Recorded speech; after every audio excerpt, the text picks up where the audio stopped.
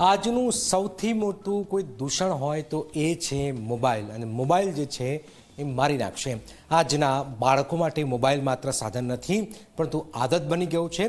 Mobile વગર જાણે દિવસ નથી ઉગતો, રાત નથી પડતી, પરંતુ સતત વધતો સ્ક્રીન ટાઈમ હવે બાળકોના આરોગ્ય અને માનસિક તંદુરસ્તી માટે ગંભીર ખતરો બની રહ્યું છે.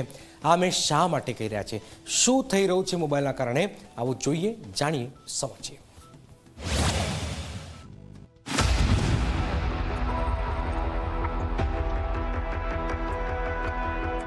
મોબાઈલમાં વ્યસ્ત બાળકો, સ્ક્રીન સામે કલાકો સુધી ચોંટેલી આંખો અને ખોવાતું જઈ રહ્યું છે ભણવાનું ફોકસ. આજની પેઢીનો મોટા ભાગનો સમય મોબાઈલ ફોનમાં જ પસાર થઈ રહ્યો છે. ગેમિંગ, સોશિયલ મીડિયા અને રીલ્સના ચક્કરમાં બાળકો અભ્યાસથી દૂર થતા જાય છે. તો સૌથી પહેલા તો બાળકોનું ફોકસ નથી રહેતું, અને એક શિક્ષક તરીકે જ્યારે હું બાળકોને મળું ત્યારે જે બાળકોની અંદર જે એન્ઝાયટી અને જે એંગર લેવલ હોય છે ને બહુ હાઈ હોય છે. અને જનરલી મેં પેરેન્ટ્સના મોઢાથી પણ આ વાતો સાંભળી છે કે બાળકો વારે ઘડીએ ગુસ્સો કરે છે, એ ડિસ્ટ્રેક્ટ થઈ જાય છે અને એનું ફોકસ નથી રહેતું. એટલે સ્ક્રીન ટાઈમ બાળકોનો જેટલો વધારે થાય છે ને એટલું એના ભણતરની સાથે સાથે એના પર્સનલ લાઈફની અંદર બી એટલી જ મોટી અસર કરે છે. ઇન્ટરનેશનલ જર્નલ ઓફ સાયકોલોજીના રિપોર્ટ અનુસાર કિશોરો દૈનિક 4 થી 5 કલાક સ્ક્રીન ટાઈમ પાછળ ખર્ચે છે, જેમાંથી 13% બાળકો ડિપ્રેશનનો શિકાર છે, જ્યારે 34% બાળકોને આત્મહત્યાના વિચારો આવે છે. આ આંકડા ચિંતાજનક છે.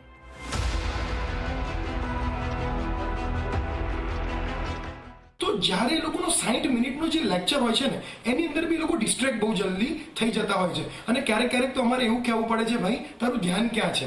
એટલે 60 મિનિટ પણ બાળક એક સરખું ફોકસ નથી રાખી શકતું. અને આ વસ્તુમાંથી બહાર આવવા માટે હું પર્સનલી બાળકોને વન મેન્ટરશિપ પ્રોવાઈડ કરું છું, જેની અંદર અમે પેરેન્ટ્સ અને સ્ટુડન્ટ સાથે બેસી અને એ લોકોનો આખો રોડમેપ તૈયાર કરીએ છીએ અને એ લોકોની આ જે મુશ્કેલી છે એની અંદરથી બહાર લાવવાનો પ્રયત્ન કરીએ છીએ. સતત સ્ક્રીન સામે રહેવાના કારણે બાળકોમાં ચીડચીડિયાપણું વધે છે, આત્મવિશ્વાસની કમી આવે છે, તેમજ એકાગ્રતાનો અભાવ પણ જોવા મળી રહ્યો છે. ખાસ કરીને ધોરણ 10 અને 12ના બોર્ડ પરીક્ષા નજીક આવતા વિદ્યાર્થીઓ પર દબાણ વધી રહ્યું છે. કારણ કે બધાએ જાગૃત થવું પડશે, વિદ્યાર્થીઓ પોતે જાગૃત થવું પડશે કે મોબાઈલનો યુઝ કેવી રીતે ઘટાડે. પોતે ટાઈમ નક્કી કરે કે સવારે 10 મિનિટ કે બપોરે આ ટાઈમે આ 10 મિનિટ સુધી જ હું મોબાઈલ વાપરીશ. વધારે વપરાય હોય તો એવી એપ રાખે કે જેમાં આપણને ખબર પડે કે કેટલો સમય તમે મોબાઈલ વાપર્યો. બીજું, મોબાઈલના ઉપયોગથી અટેન્શન સ્પેન ઘટી ગયો છે. એટલે કે ઇન્ટરનેશનલ સાયકોલોજી જર્નલમાં પણ આવ્યું છે કે સ્ટુડન્ટ્સનો હવે ફોકસ ટાઈમ ઘટી ગયો છે, ડિપ્રેશન વધી ગયું છે.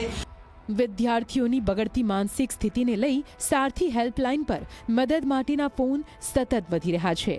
બાળકો પોતાની સમસ્યાઓ શેર કરી રહ્યા છે અને નિષ્ણાંતો તેમને માર્ગદર્શન આપી રહ્યા છે.